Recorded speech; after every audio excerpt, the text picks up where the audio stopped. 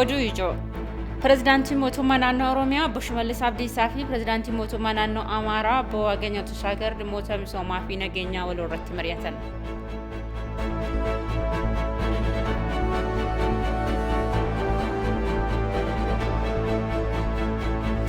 Naannoo Oromiyaatti tajaajila tola ooltummaa baatii lama qofaatti kutaalee barnootaa dabalataa 30,000 ijaaramuu waltajjiin dhimma tola ooltummaa Adaamaatti ta'amirratti ibsameera.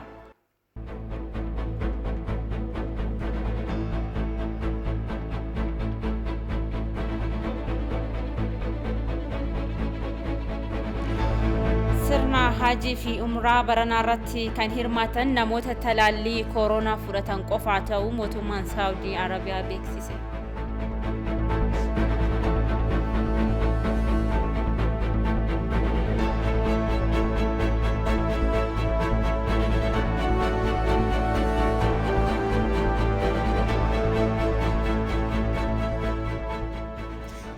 Kamuultan kabajamoo daawwattoota keenya ETV Afaan Oromoo irraa oduu sa'aatii kanaa isinitti himna oduu waliin mabettu shumeedha hanga xumuraatti nufaana turaa isiniin jenna.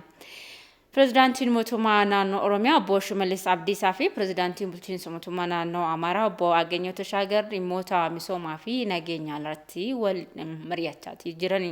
Marii kana irratti aangawoonni mootummaa olaanoon naannolee lameen irratti argamaniiru. Waltajjii kana irratti rakkoolee nageenyaa fi tasgabbii deddeebi'uun ka'uun haala qindoominaan ittisuun danda'amu irratti xiyyeeffatamee jira. Naannolee lamaan irratti rakkoo nageenyaa wal qabatee du'aatii fi buqqaa'insi lammiilee mudatu dafanii dhaabuun qaamolee rakkoo kana uumanii fi raawwatan irratti tarkaanfii barbaachisaan akka fudhatamu bakka walitti bu'iinsi mudatettis lammiilee miidhaan irraa qaqqabee gama seeraatiin haqa akka argatan taasisu akkasumas lammiilee buqqaan gara qe'ee fi qabeenya isaaniitti akka deebi'an taasisuu fi naannolee lameen gidduutti nageenya waraanaa akka jiraatuu fi waliin hojjechuuf haala dandeessisuu irratti hooggantoonni naannolee lamaanii mari'atanii jiru. Dabalataanis uummanni obboleewwan Oromoo fi Amaaraa walitti hidhamiinsa jaarraa dheeraa qabanii fi walitti dhufeenya hawaasa lameenii caalatti cimsuudhaaf godinaalee ollaatti darbee walitti bu'iinsa uumamu karaa qindaa'een ittisuun misoomawwan bu'uuraa naannolee lamaan gidduutti ijaaraman dafanii xumuruun tajaajila hawaasaaf akka kennaniif xiyyeeffannoon irratti mari'atameera.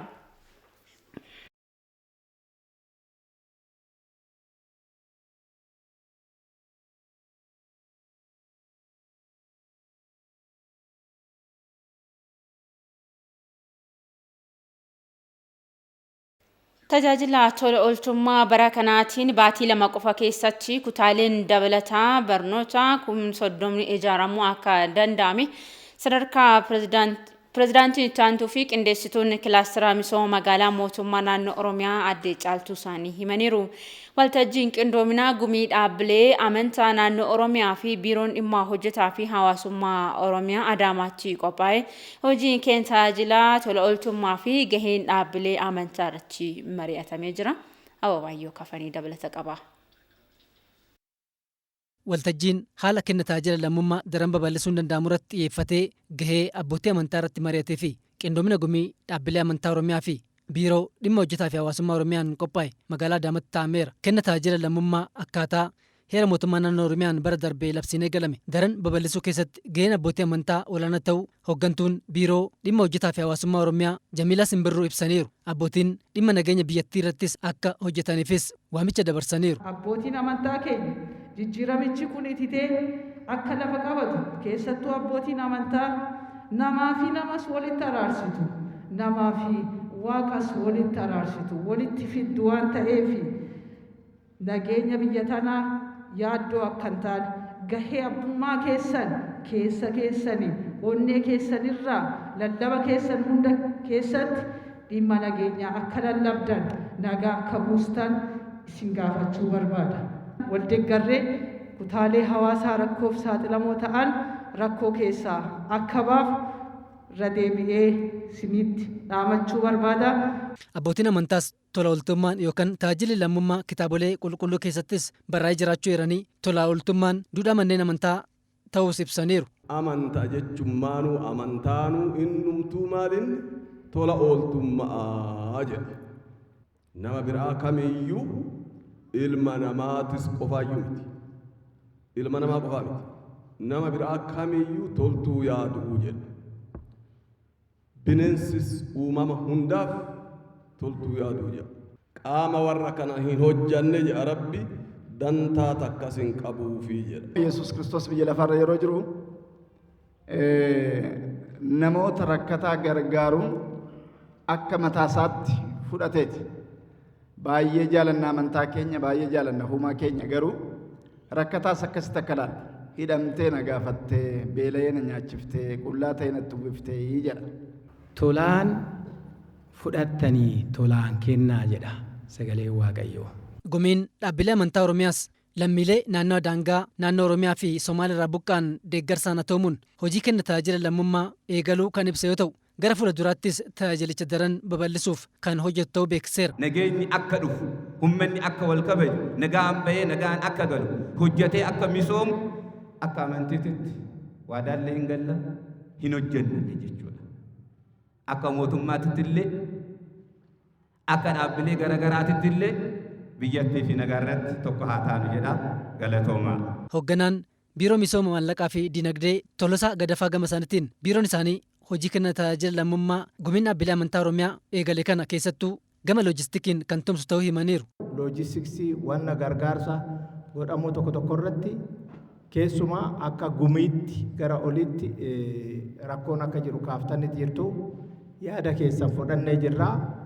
Hojii eebbifamaa kana isin hojjettan akka milkaa'u biyyi keenya tokko taatee uummanni keenya wal jaallatee walii galee wal gargaaree akka jiraatu karoora mootummaa qofa osoo hin ta'in karoora uummata hundaati kun.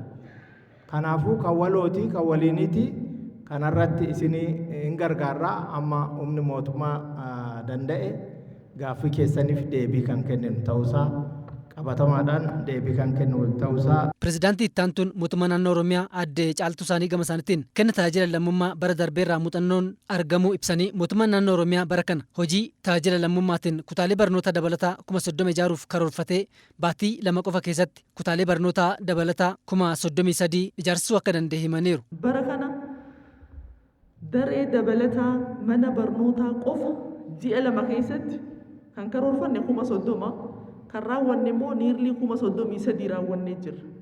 Wanni ajaa'iba namatti ta'u edaa uummata kana yoo karaa sirriitti qajeelchuun ka dandahamu taate tabba hiyyummaa guddaa kana diiguun akka dandahamu qabatamaadhaan agarree jirra.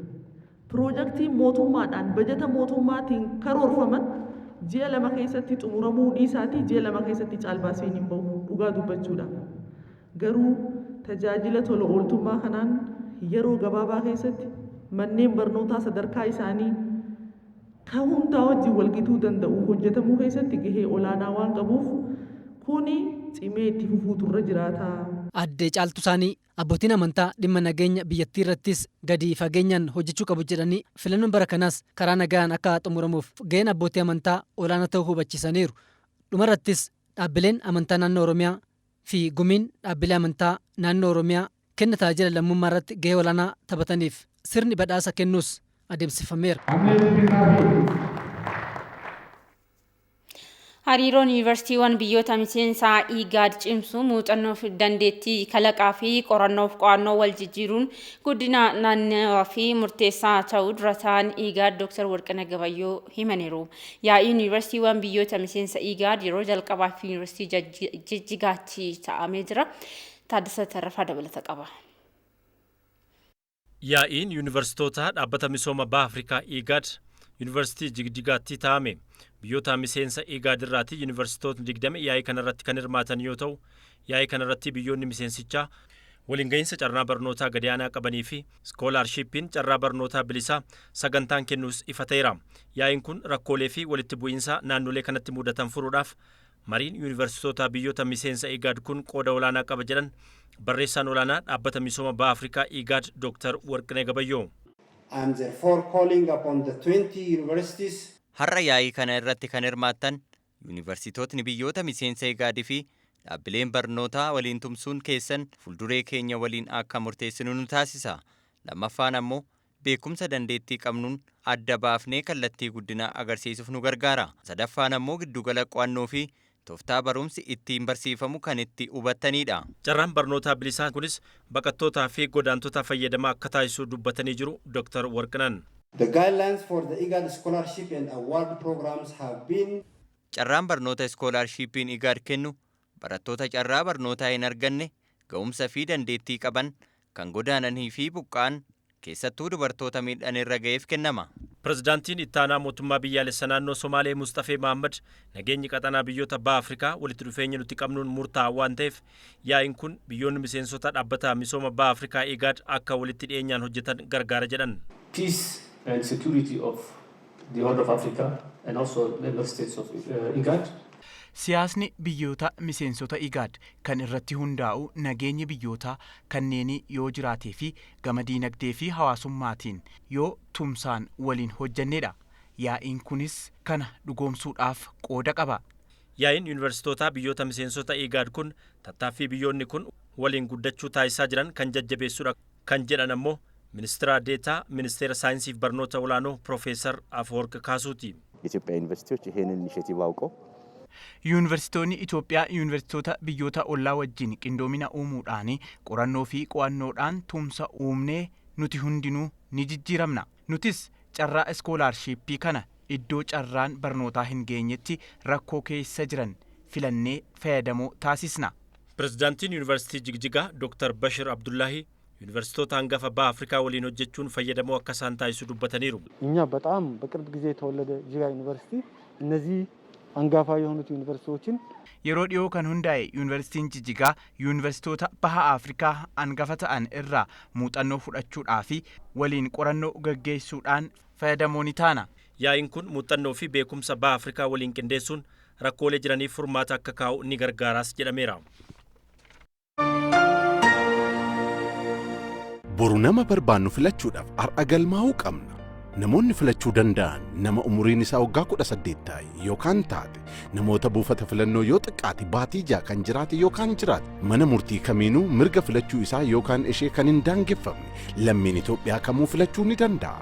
Filataa ta'ee galmaa'uudhaaf waraqaa eenyummaa gandaa, paaspoortii, eeyyama konkolaachisummaa, waraqaa ragaa jiraataa, waraqaa gaggeessituu loltummaa, waraqaa eenyummaa mana barnootaa yookaan waraqaa eenyummaa hojjetaa kanneen armaa olitti tarreeffaman keessaa tokko fayyadamuu kan danda'amu yommuu ta'u, namni waraqaa eenyummaa hin qabne namoota jiraataa ta'uusaa mirkaneessan qabatee deemuudhaan galmaa'uu ni danda'a.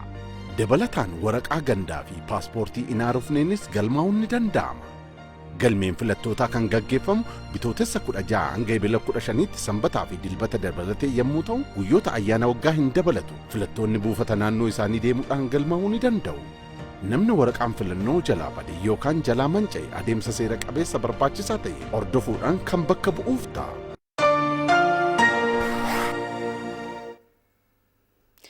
Koreen raawwachiiftuu filannoo filattoonnii fi kaadhimamtoonni yaaddoo nageenyaa tokko malee adeemsa filannoo irratti akka hirmaatanii fi hojjetamaa jiraachuu beeksisee jira. Koreen kun filannicha karaa nagaan akka raawwatamuu fi hooggansi naannolee sadarkaan jiru xiyyeeffannoo itti kennee akka hojjetus hubachiisee jira. Abdunaasir Jamaal dabalata qaba. Filannoon biyyoolessaa marsaa 6ffaan karaa naga qabeessaan akka raawwatamuuf kan hundeeffame koreen nageenya filannoo federaalaa raawwii adeemsa filannoo hanga ammaa jiru hooggantoota naannolee fi magaalaa waliin gamaaggameera. Meeshaa filannoo imalchiisuu, bakka buufataa qaqqabeetti eegumsa taasisuu akkasumas adeemsi filannoo hanga ammaa jiruun naga qabeessa tahuu koreen kun ibseera. Haa ta'u garuu iddoowwan tokko tokkotti darbee kaadhimamtoonni filannoo tokko karaa fudhatama hin qabneen dararamaa kan jiranii fi rakkoowwan yeroo gabaabaa keessatti furamuu hin dandeenye mudataa jiraachuu ibsaniiru. Mootummaan filannoon karaa naga qabeessaan akka adeemsifamuuf ejjennoo guutuu qabaachuu kan himan walitti qabaan koree nageenya filannoo federaalaa obbo Gadduu Andargaachoo kaadhimamtoonnii fi filattoonni yaaddoo nageenyaa tokko malee adeemsa filannoo irratti akka hirmaatan gochuu qabna jedhan. የፓርቲ አመራሮች፣ የፓርቲ ደጋፊዎች፣ የፓርቲዎቹ እጩዎች hooggantootni deeggartoonni fi kaadhimamtoonni paartii iddoo barbaadanitti seeraa fi hojumaata bu'uuraa godhatanii karaa naga qabeessaan socho'uuf mirga qabu. Haalli kun akka hin danqabneef ammoo mootummaan itti gaafatamummaa isaa ba'uu qaba. Paartileen siyaasaa fi kaadhimamtoonni isaanii sosochii garee fi dhuunfaatiin taasisan keessatti nageenyaa fi tasgabbiin dhabamuun rakkoo keessa akka hin seenneef haala dandeessisu uumuu qabna. Paartiin biyya bulchuu fi paartileen morkattootaa rakkoolee fi komiiwwan adeemsa filannoo duraa hanga xumuraatti uumaman irratti hojmaanni yeroo gabaabaa keessatti itti walgaanii hiikan diriirfamuu qaba kan jedhan hirmaattota marichaati. Qaamni dhimmi ilaallatu hundinuu adeemsa filannoo irratti amanamummaa fi abdii akka horatuufis hojjetamuu qaba jedhan. ከምርጫ ስነ ምግባር ደንቡ አኳያ ሁሉም ታማኝ ሆኖ namoota seera ittiin bulmaata sirna filannoo irratti hundinuu amanamaa ta'ee akka adeemuuf mariin dabalataa barbaachisaadha. Mariin ittiin wal qeeqamus ni barbaachisa. Waliigaltee waloo irra ga'us gaafata. Adeemsa filannoo dimokiraatawaa taasifna yeroo jennu qaamni dhimmi ilaallatu sadarkaan jiru hundi irratti hirmaachuun abdii horachuu qaba. Kun ammoo rakkoo kanaan dura ture hambisuun akka amanu isaan taasisa. ከከሪ ፖለቲካ ፓርቲዎች ጋርም ከነሱ ጋር አፕሮች ያደረግን ነው። paartilee siyaasaa biyyattii waliin walitti dhufeenya uumaa jirra. Sadarkaa hundarratti hojmaanni akka uumamu jedhaa jiran. Sadarkaa keenyatti haala gaariitu jira. Sadarkaa godinaattis haala gaarii mijeessaa jirra. Gara gadi yoo bu'e immoo hangana hunda hin rakkisu. Rakkoon yoo jiraates paartiin biyya bulchuu fi morkataan akkamitti hiikkachuu akka danda'an sadarkaa buufata filannoo fi naannootti karaan ittiin hiikuu danda'an haalli osoo mijate. Qaamni adeemsa filannoo karaa naga qabeessaan akka hin adeemsifamne taasisuuf hojjetu jiraachuu kan ibsan walitti qabaan itti aanaa korichaa Dr. Qana'aa yaadataa filannoon kun karaa naga qabeessaan akka xumuramuuf uummanni gahee isaa akka bahatu waamicha dabarsaniiru. ህዝቡ በጣም በሰላም ትክክለኛ ዴሞክራሲያዊ ፍትሃዊና ሰላም ምርጫ እንዲካሄድ ይፈልጋል። Uummanni filannoon naga qabeessi dimokiraatawaa fi haqa qabeessi akka adeemsifamu barbaada. Qaamonni kana gufachiisuu barbaadantu jira. Kana waan ta'eef kana gidduutti shoorri uummataa olaanaadha. Uummanni nageenya barbaada. Kana irrattis gahee olaanaa qaba. Kanaaf uummanni qaama nageenyaa waliin ta'uun nageenya irratti yoo hojjete filannoo naga qabeessa fi dimokiraatawaa eegamu adeemsisuu ni dandeenya.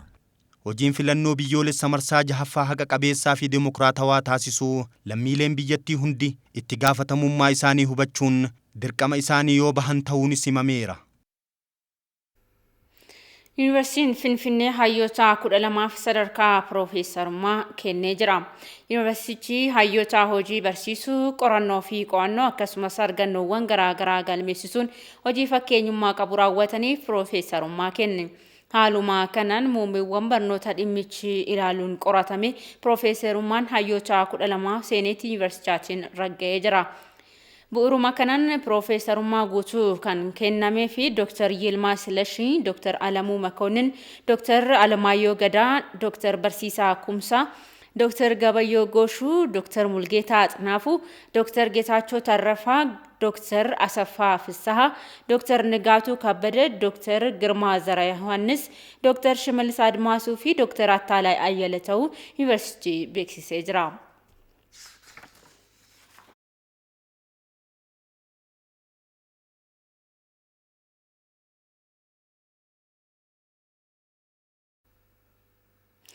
Itoophiyaatti sa'aatii 24 keessatti namoonni 37 vaayirasii koronaatiin lubbuu isaanii dhabuun ministeerri fayyaa beeksisee jira.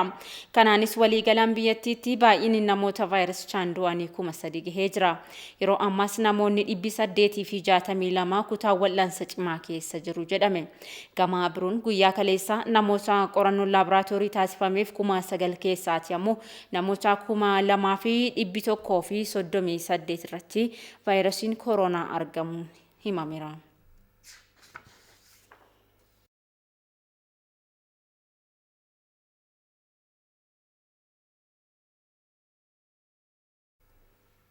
Hawaasni of dagannaa keessaa ba'uun karaalee ittisaa vaayirasii koronaa sirnaan hojiirra oolchuu akka qabu jiraattonni magaalaa Shaashamannee gaafataniiru. Qaamni mootummaas dhimmichaaf xiyyeeffannoo kennuun to'annoo barbaachisaa taasisuu qaba jedhanii jiru. Nuroo Amaanootu dubbise. Wannoo qofa godhatu kanallee godhatu dhiisee akkanumaan deema. Eedoo tiraafiikii bira dhufe hin godhata. Eedoo ta'an gadhiisa. Akkuma qaldiititti uummatni illee lakkaa'aa hin jiruyyuu guddisee miidhaa uummata keenya irraa waan ga'aaruuf sanillee hin gorsina uummatatti himna ofiillee hin godhanna. Godhatuu qabna of eeguu qabna. Rabbi nu haa eegu of eeguu qabna. Koronaa wal qabatee torbee kana lamaan deebi'ee dhukkubni jedhanii akka dirqamsiisanii namni akka of eeggatu taasisaa malee irraaffataniiranii kora namaa irraaffataniiranii odoo irraaffatu baatanii balaa fida waan ta'eef miidhaa geessa waan ta'eef dhukkubni kun maatii jalan miidha waan ta'eef qaama humna hin qabne miidha qaama dhibee biraa qabu hunda miidha qabeenya biyyattii illee akkasuma qisaasessaa odoo wanna ogeessi jedhe wanna manni fayyaa jedhe dhagaanii waan manni fayyaa ajaje san odoo hojjetanii odoo dalaganii waan jedhu qaba. Barreessi korootaa qabatee uummanni kan bakka yeroo waajjira seenan yeroo konkolaataa keessa seenan malee badhee keessatti fayyadamaa jiru jechuudha. Kan hubannoo kennamee fi namni odoo of eeggannee dhibeen kun ni daddarbaa jedhamee akka wanna seera sodaatanii konkolaataa keessa qofa odoo hin taane waajjira adda addaa yoo seenan qofa odoo hin taane badheetti illee odoo fayyadame wanni odoo baratamaa ta'ee uummanni guutuun akka jiru fayyadame danda'amee mana keessatti iyyuu odoo daa'imaaf maatiin garagaraan akkasii odoo fayyadamanii bareedaadha jedhee ni yaada. Amma mootummaan tarkaanfiin inni fudhateeru maaksii malee akka hin sosocho'amne of eeggannaa kennuun isaa baay'ee bayeessa jedhee yaala. Hagasuuyyuu of eeggannaa kennan kana ilaalee amma dhibee sodaatee miti of eeggannaaf jecha mana mootummaan labsii mootummaatiif jecha afaanii qabatu yoo tiraafikii bira darban afaanii yaafatu. Oduu kana ta'uu baatee dhukkuba ofii mootummaanis isaanumaa fi namni kamiyyuu balaa jalaa hafuuf oduu waan ogeessi jedhe kana yaalee maaksii godhatee harka dhiqatee akkasuma santazaayiri kanallee harka ofii dibatee oduu of eeggatee deemee waan jedhu qaba. Qajeelfama maaksii godhachuu kana irratti uummanni hagam godhata yoo jennu godhataa hin jiru. Tokko tokkoon godhata tokko tokkoon godhatu iyyuu. Wanna sana uummata keenyatti qajeelcha nu kenname kana uummataan dhaqqabne wanti sun hojiirra ooluu qaba. Dhibee kana akka rabbi nurraa deebisu waan ajaja nuu kennan kana fudhannee hojiirra oolchuu qabna isinin jedha. Hubannoo ni qabanii itti yaadamee hin jiru. Odoo itti yaadamee hubannoo kennamee fi akka waltajjiitti illee waan isaa haasamee manatti illee yeroo godhu abbaan dhimma kana fudhatee abbaan maatiidhaan jechuudha. Odoo xiyyeeffannaan kun hubannoo kennamee fi akkasii salphachuu danda'a jedhee yaada. Yaa fayyaan kenna numa maraaf waan ta'eef fayyaa kanarratti hubannoo baay'ee kenninee akka of eeggannoo jedha ani gara kootiin hundi keenya akka of eeggannu gahee keenya akka baanu jedha. Hayyee wiirtuun qorannoo fi qo'annoo Oromoo dhaabbilee barnoota olaanoo keessatti babal'isuun seenaan Oromoo sirnaan qoratamee dhaloota ittaanuuf akka darbu gochuu keessatti gahee olaanaa qaba jedhameera. Qindeessummaa Yuunivarsiitii Arsiitiin koonferensiin hundeeffama wiirtuu qorannoo fi qo'annoo Oromoo gaggeeffamee jira. Gabaasa waajjira dhimmoota koominikeeshinii godina Arsii nuun gahee akka ta'utti dhiyaata. Qindeessummaa Yuunivarsiitii Arsii Kolleejjii Saayinsii Hawaasaa fi Namoomaatiin koonferensiin hundeeffama wiirtuu qorannoo fi qo'annoo Oromoo taa'ameera. Koonferensichi hayyoota dhaabbilee barnoota olaanoo yuunivarsiitiiwwan 7 kan hirmaachisedha. Kaayyoon koonferensii kanaas Inistituutiin qorannoo seenaa Oromoo Yuunivarsiitii Arsii keessatti hundeessuun qorannoowwan gama siyaasa, dinagdee, hawaasummaa fi aadaatiin jiru hojjechuuf fayyadamummaa hawaasaa akka mirkaneessu gochuudhaaf jedhameera. Kaayyoon guddaan nuti waltajjii kana qopheessineef haala kamiin waliin taanee wal deeggarree waan Oromoo tokko hojjechuu dandeenya yaada jedhu irratti marii gaggeessinee gara fuulduraatiif immoo akkamiin akka itti deemuu qabnu irratti yaada wal jijjiiruu fi isa yaada wal jijjiirreerraa waan gaas arganneerraa asirma irrattis immoo murtii adda addaa dabarfanneerra waan ta'eef isuma har'a mari'annee kana qabatamaan hojiitti jijjiiruudhaaf qophii jira. Hayyoonni yuunivarsiitiiwwan garaagaraa irraati koonferensii kanarratti hirmaatanis wiirtuun qorannoo fi qo'annoo dhaabbilee barnoota olaanoo keessatti babal'isuun seenaa Oromoo sirnaan qoratamee dhalootaaf akka darbuuf gargaaraa jedhan. Waa'ee dhimma Oromoo, aadaa Oromoo, jiruuf jireenya Oromoo irratti, afaan Oromoo irratti qorannoo bal'aa gaggeessu. Kaayyoon isaa gurguddaan qorannoo bal'inaan gaggeessuudha. Kana biraan immoo laabireerii wantoonni Oromoodhaa qoratamanii maxxanfaman kan jiran haala adda addaatiin iddoo adda addaatti faca'anii kan jiran bakka tokkotti akka walitti qabaman qindaa'anii fayyadamtootaaf keessumattuu barattootaa fi qorattootaaf akka dhiyaataniif laabireerii hundeessuudha. Arkaayivii isumaan wal qabate hundeessuudha. Qorannoo bifa saayinsawaan kan gaggeessu humna nama guddaa waan qabuufi isaan bifa saayinsawaa waan ta'e akkuma waltajjii har'aa kanatti qorannoodhuma cimsu. Qorannoon immoo qorannoo qofa argatanii fi gaggeessanii miti. Qorannoon sun bu'aa qabatamaa qabaachuusaa fi hawaasa bira ga'uusaa itti fayyadamu. Qo'annoof qorannoo waloo hojjetaman gara maxxansaaf hin dhiyaatu. Maxxansa qofaaf miti. Uummata bira miinsii garaagaraatiin yeroo ammaa yeroon isaa yeroo teekinooloojiitidha. Haala salphaa ta'een namni tokko mana isaa taa'ee biyya keessa isaa jiraatu biyya alaa aadaa Oromoo irratti seenaa Oromoo irratti falaasama Oromoo irratti sirna gadaa irratti maal hojjetamaa jiratti jedhee viidiyoos oodiyoos e-bookis mana isaa taa'ee dubbisuu ilaaluu dhaggeeffachuu barbaada. Kanaaf miinsii garaagaraatiin uummata bira gahuu qabna. Nama biyya alaa miti namni biyya keessaa illee teekinooloojiin babal'achaa jira. So karaa teekinooloojii miinsii teekinooloojiin heeyyame hundaan uummata bira gahuun nurraa eegama. Yuunivarsiitii Arsii Kolleejjii Saayinsii Hawaasaa fi Namoomaatti Pirezidaantii Ittaanaan Qorannoo Tajaajila Hawaasaa Dr. Adam Kadiris wiirtuun qorannoo kun gama dinagdee siyaasaa fi hawaasummaatiin qorannoo gaggeessuun dhalootaaf gumaacharraa eegamu kan gumaachuu ta'uudha dubbatani. Waa'ee imaammata mootummaa imaammata saayinsii indigenous knowledge yookiin beekumsa biyya keessaa irratti bakka hedduu barreeffamee jira. Beekumsi biyya keessaa irra guddaan ka jiru sirna gadaa Oromoo keessa jira. Sirni gadaa Oromoo kuni seera qaba. Wiirtuu Oromoo kan akkamitti cimsinaa ka jedhu akkamitti hojiirra oolchinaa ka jedhu appilaatii jechuun itti fayyadamu. Itti fayyadamaniitiin saayinsii tiyoorii kutaa keessa barannu san uummata keessatti lafarratti akkamitti hojiirra oolchina ka jedhu. Daandiin Baabbilee fi kiiloomeetirii 126 dheeratu yeroo jedhametti akka hin xumuramne himamee jira. Karooricha irratti dhiibbaa kan uume rakkoo daangaa kabachiisuuti jedhame. Gabaasa Azmaraa Musee Alii Daddafokkatantu dhiyeessa. Abbaan taayitaa daandiiwwan Itoophiyaa pirojektiiwwan daandii 185 hojjechiisaa jiru keessaa pirojektiiwwan 151 sababii ibsaa bishaanii fi dhimmoota daangaa kabachiisuutiin wal qabatee hojiin daandiiwwan kanneenii of duuba harkifachuu danda'ee jira. Keessumattuu pirojektiiwwan 61 daangaa wajjin wal qabatee duubatti harkifatanii jiru. Kun immoo miidhaa guddaa gama diinagdeetiin mootummaa fi uummata irraan akka gahu taasisee jira. Pirojektiin daandii Baabbilee fi kiiloomeetira 126 dheeratu rakkoo nageenyaati. Daangaa kabachiisuutiin wajjin wal qabatee yeroodhaan xumuramuu hin dandeenye. Kun immoo kontiraaktarootaa fi dhaabbilee hojii daandii kanaa hojjetaa jiran irratti yeroo dabalataa akka itti fudhatu taasisee jira jedhu hoogganaan pirojektichaa obbo Andu'aalam Tasfaayee. 3 ዓመት ፕሮጀክት ነው ሲያዝ የተያዘው። ስለ 3 ዓመት አልፎታል። 100% ነበር ፕላኑ ማለት ነው። Pirojektiin kun waggoottan 3 keessatti hojjetame akka xumuramuuf karoorfame. Amma waggaa 3 darbee jira. Ijaaramuu erga eegale. Ijaarsi isaas dhibbeentaa 72 irra jira. Pirojektiin daandii Baabbilee fi naannoo Oromiyaa fi Sumaalee kan wal quunnamsiisu yoo ta'u, beenyaa argachuuf jecha ijaarsi seeraan alaa erga hojiin daandii kanaa eegalame ijaaramuun rakkoo biraa hojii daandichaa irratti dhiibbaa uume ta'uu ogeessi ፕሮጀክቲቻ ኦቦ ተስፋሁ ደምሴ ንዱበቱ እስካሁንም እንዲዘገይ ካደረገ ውስጥ የወሰን ማስከበር ትልቁን ድርሻ ይወስዳል። ፕሮጀክቱን ኩን የሮዳን ኦጀተሜ አካ እንጥሙረምኔፍ wanti rakkoo guddaa ta'ee dhimma daangaa kabachiisuu waliin wal qabatee jiruudha. Akkasumas rakkoon nageenyaa naannoo kana tures hojicha irratti dhiibbaa fiduu danda'eera. Hoogganaan pirojektichaa obbo Andu'aalam Tasfaayee dhimmoota daangaa kabachiisuutiin wal qabatee hojiin daandiiwwan kanneenii of duuba harkifachuu danda'ee jira jedhu. የወሰን ማስከበር የጸጥታ ችግሮች Pirojektiin kun sababa rakkoo nageenyaatiin addaan citee ture. Hojiin isaa dhimmi daangaa kabachiisuus akkasuma rakkoo guddaa ture.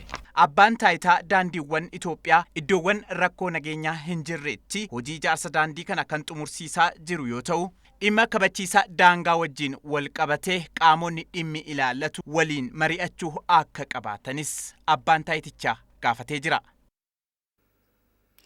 Godina addaa Oromiyaa naannaa Finfinneetti bulchiinsa magaalaa Sandaafaa bakkeetti pirojektiin bishaan dhugaatii birrii miiliyoona 300 fi miiliyoona 30 oliin hojjetame tajaajilaaf qaqqabus jiraattonni magaalattii ammas hanqina bishaan dhugaatii akka rakkachaa jiran himanii jiru.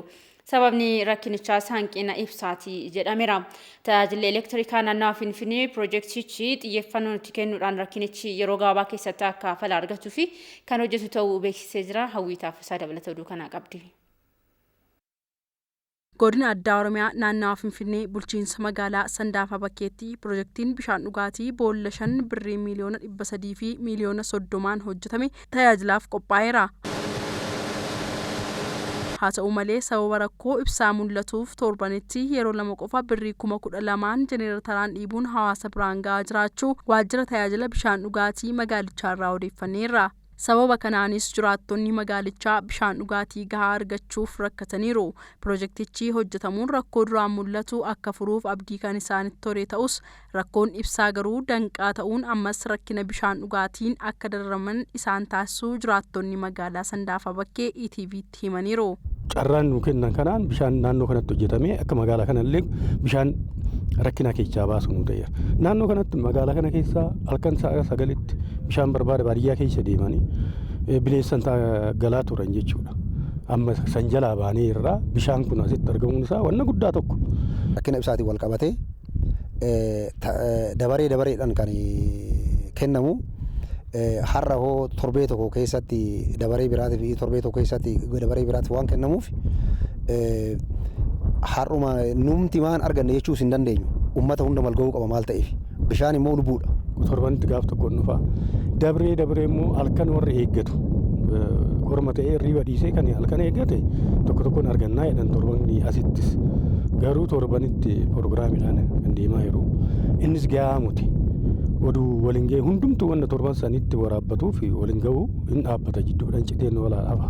Itti gaafatamaan waajjira tajaajila bishaan dhugaatii bulchiinsa magaalaa Sandaafa Bakkee obbo Fiqaaduu Ballaxaa pirojektiiwwan bishaanii magaalichaa rakkoo humii hawaasaa mul'atu furuuf hojjetamuun xumura irra ga'uu himuun utubaa konkiriitii ibsaaf oolu kan boolla lamaa kaffalluus nuuf hin galfamne jedhu. Pirojektiin kun immoo hanqina bishaanii magaalli qabu irraa ka'eeti kan hojjetamaa jiru. Pirojektiiwwan kun immoo hojjetamanii xumurarra gahanii jiru. Yaa ta'uuti humni ibsaa sababa adda addaatiin tiraansfoormarii kaffalullee gatiin tiraansfoormariidhaa kaffalullee humni ibsaas ga'ee bishaan kana dhiibee uummata biraan gahuu hin dandeenye. Tiraansfoormarii lama kan kaffallee amboolla lamaati. Tiraansfoormariin jira poolii konkiriitiidha kan kaffalame.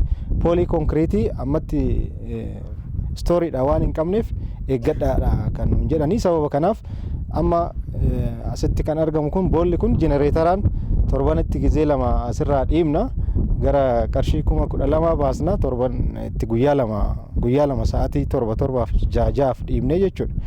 Kanaaf rakkoo keessa jirra jechuudha. Pirojektiin bishaanii kun erga birriin guddaa itti ba'ee hojjetamee uummata biraan akka ga'uuf xiyyeeffannoon hojjechaa jiraachuu obbo Fiqaaduun himaniiru. Daayirektarrii tajaajila elektiriikaa naannawaa Finfinnee obbo Alamuu Araarsaa keessattuu dhimma bishaanii fi fayyaaf dursi akka kennamuu fi kaffaltiin kaffalame bu'uureffachuun tajaajila kan kennan ta'uus himaniiru.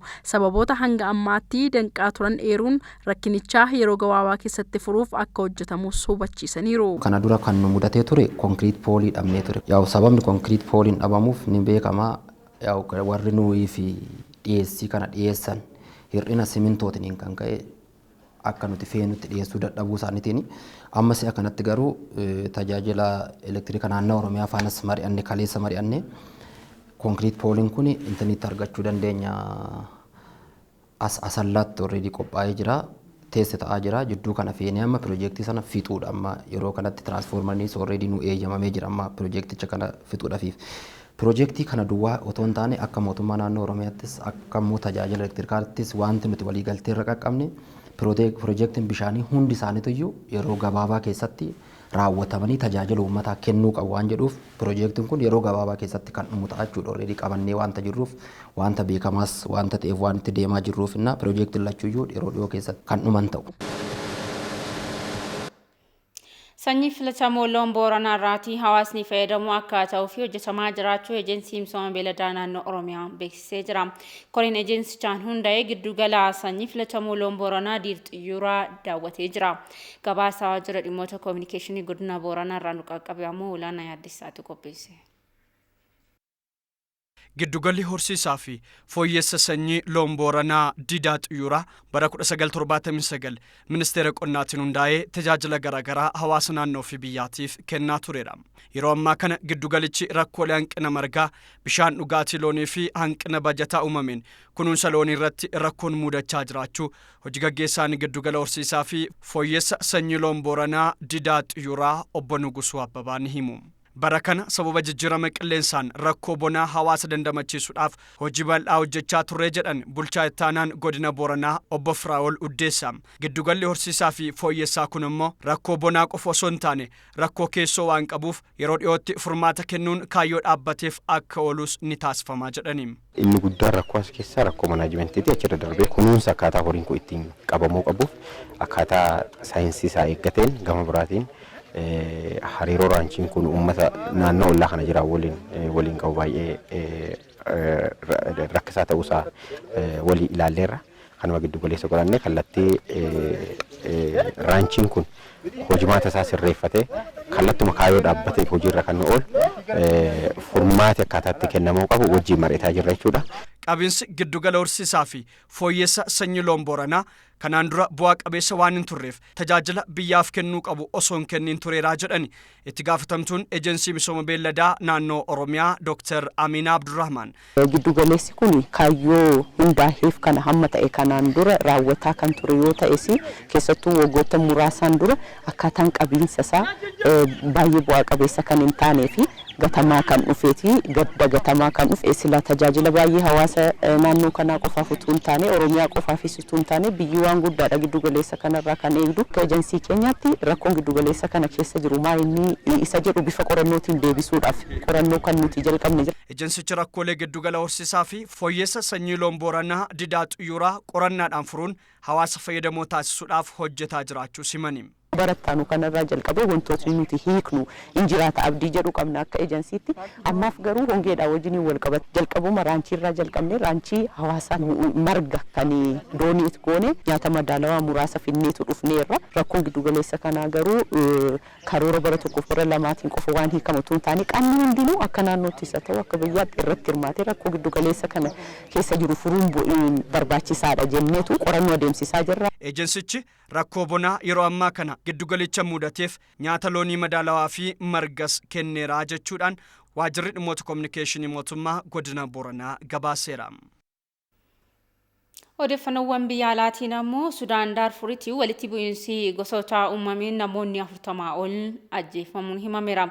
Kana hordofuudhaan Daarfuritti labsiin yeroo hatattamaa labsameera.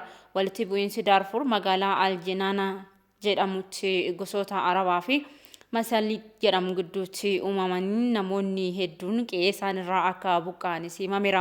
Naannichatti walitti bu'iinsi hammaachuu hordofuudhaan dhaabbanni mootummoota gamtoomanii deeggarsa namoomaa gochuuf akka rakkatee beeksiseera. Sababa kanaan ammoo lammiileen gargaarsa namoomaa atattamaa barbaadan 1700 ol rakkina hamaa keessa jiraachuunis himamee jira. Baatii amajjii darbee walitti bu'iinsa wal fakkaatuun lubbuun namoota 129 darbeera. Daarfuritti baatii 3 dura humni nagaa kabachiisaa dhaabbata mootummoota gamtoomanii turtii isaa xumuree bahuu hordofuun walitti bu'iinsi gosaa irra deebiidhaan uumamaa jiraachuun himameera.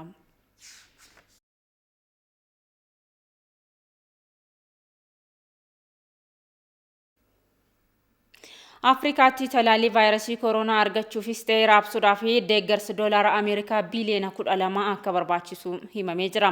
Qorannoon baankiin addunyaa fi dhaabbanni maallaqaa addunyaa Afrikaan talaalii vaayirasii koronaa hanga barbaachisu argattee dhibee kana maqsuudhaa fi dinagdee deeggarsa doolaara Ameerikaa biliyoona 12 barbaaddeedhan. Kanaafis ammoo akka waliigalteen garee biyyoota 20tti waggaa tokkoof carraa har'a galfii liqii deebisuu argachuu qabdee jedhame. Miseensota biyyoota garee 20 dabalatee biyyoonni Afrikaa 45 liqii isaanirra jiru deebisuu dadhabanii wajjin raafamaa jiraachuunis himameera.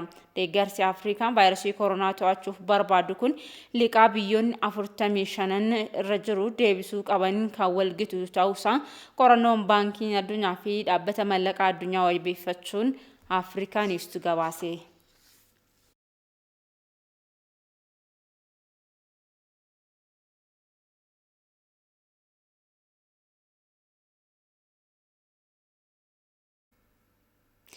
Saudi Arabiyaan jila hajji fi umraa baranaa irratti hirmaachuu kan danda'u imaltoota talaallii koronaa fudhatan qofa akka ta'e beeksistee jirti. Tatamsa'ina vaayirasii koronaa to'achuudhaaf jecha lakkoofsi imaltootaa xiqqaachuu qaba kan jedhe ministeerri dhimma umraa jilli baranaa irratti namoota talaallii koronaa guutuu fudhatan qofatu simatamaa jedhani. Haaluma kanaan namoota talaallii koronaa doozii 2 fudhatan yookaan kanneen yoo xiqqaate guyyoota 14 keessatti doozii 1 fudhatan hirmaachuu danda'u jedhameera. Magaalaa Makkaatti kan argamu masgiida guddicha biyyattiin sirna kadhannaa fi salaataa raawwachuu kan danda'anis namoota talaallii fudhatan qofaa ta'uu ministeerri Haajii fi Umraa biyyattii beeksiseera. Saawudi Arabiyaatti namoota 400,000 gahan irratti vaayirasiin koronaa kan argame yoo ta'u 100,000 kan ta'an dhibee koronaatiin du'aniiru. Uummata miliyoona 34 Saawudi Arabiyaan qabdu keessaati miliyoona 5 kan ta'an yoo xiqqaate talaallii doozii 1 kan fudhatan ta'uunis himameera. Waggaa lamaan dura sirna hajii Makkaatti raawwatamu irratti namoonni miliyoona 2.5 kan hirmaatan yoo ta'u bara darbee garuu sababa weerarichaatiin hirmaachuu kan danda'an lammiilee Saawudi Arabiyaa 10,000 ta'an qofaa akka ta'e BBC'n gabaaseera.